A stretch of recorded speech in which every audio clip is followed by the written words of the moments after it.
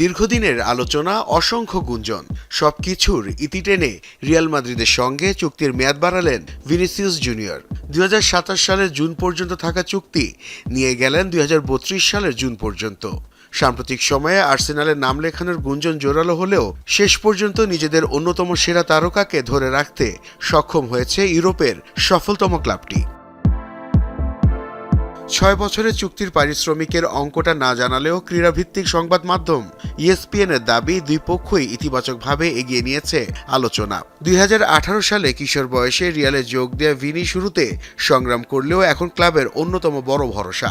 দুটি champions league জয়ের পথে ফাইনালে গোল করেছেন তিনি। 2024 সালে হয়েছেন ব্যালন ডি'অরের রানার্স আপ, জিতেছেন ফিফার বর্ষসেরা ফুটবলারের স্বীকৃতিও।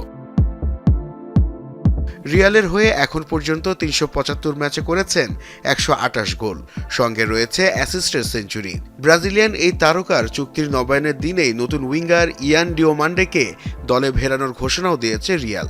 নতুন কোচ হোসে মরিনিওর অধীনে হতাশার 2 মৌসুম ভুলে ঘুরে দাঁড়ানোর লক্ষ্য স্প্যানিশ জায়ান্টদের।